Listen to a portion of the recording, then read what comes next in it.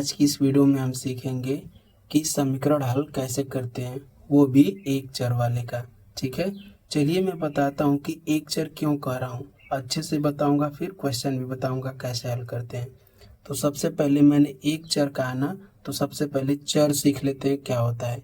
ये देखिए, चर को अंग्रेजी में वेरिएबल बोलते हैं। ठीक है, तो जो क से आप लोग ज्ञानी बाबा तक पढ़ते हैं, ठीक है, और ए टू जेड पढ़ते हैं, उन सबको चर बोलते हैं। ठीक है, उनका मान बदलता रहता है। और अचर क्या होता है? अचर जो होता है गिनती को कहते हैं, यानी अंक को क्या बोलते हैं? अचर। ठीक है, ये कांस्टेंट होता है, ये बदलता नहीं है।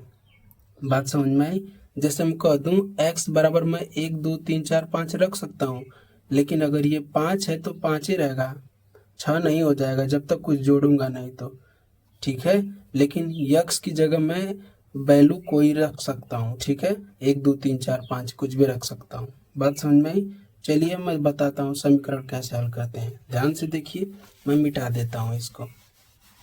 सबसे पहले देखिए यहाँ पे पहला वाला 3x + 5 = 17। ठीक है, बात समझ में आई? तो कैसे हल करते हैं? तो ये देखिए यहाँ पे यक्स है, यानी एक उच्चर है।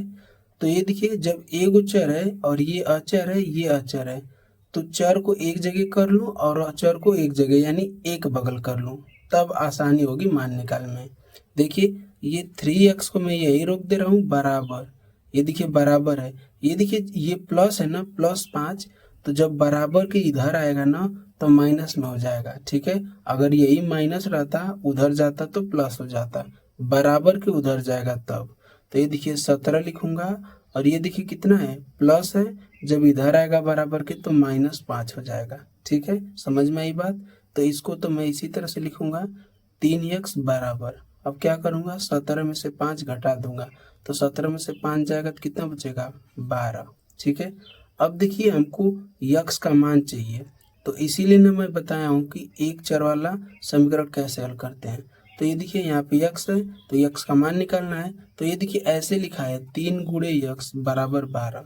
ठीक है, यक्स का मान निकालना है तो यक्स को लिखूंगा।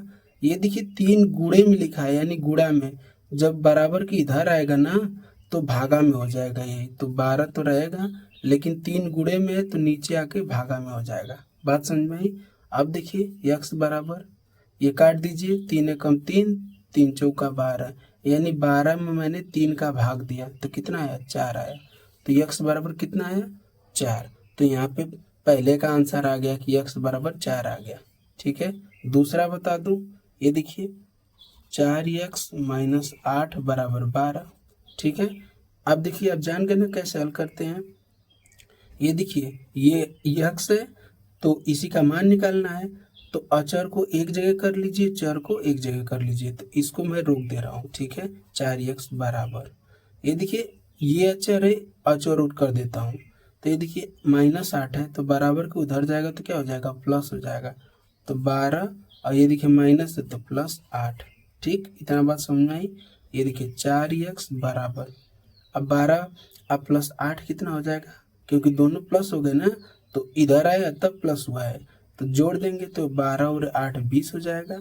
अब देखिए 4 × यक्स, अब ऐसे तोड़कर मैं नहीं बता रहा हूँ बार बार। ठीक है, ये 4 यक्स के साथ गुणा में है। ठीक है, तो बताइए, जब यक्स ऐसे लिखूंगा तो 4 गुणा में है तो बराबर के इधर जाएगा तो भागा में हो जाएगा, तो यानी 20/4। ठीक, इतना बात समझ में आई? 4 एकम 4, 4 5 20, यानी 20 में मैंने 4 का भाग दे दिया, तो यक्स बराबर आ गया ये 5। बात आपको समझ में आई कि नहीं? अच्छे से समझ में आई ना? तो जब भी एक चर वाला समीकरण मिले तो आप ऐसे ही हल कीजिएगा। एक चर वाला समीकरण मिले तो जो एक चर हो ना उसको एक तरफ कर लीजिएगा, यानी जैसे मान लीजिए ये बराबर लगा लीजिएगा, एक तरफ इधर चर कर लीजिएगा और एक तरफ अचर कर लीजिएगा, तब मान निकालेंगे ना।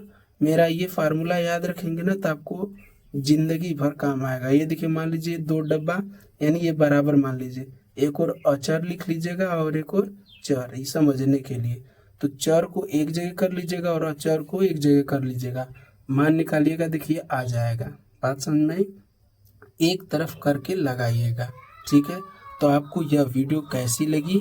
अगर वीडियो अच्छा लगे ना तो कमेंट बॉक्स में लिखिएगा, ठीक है। और आप ना इस क्वेश्चन का आंसर भी बताइएगा कि क्या आएगा यक्स का मान, ठीक है।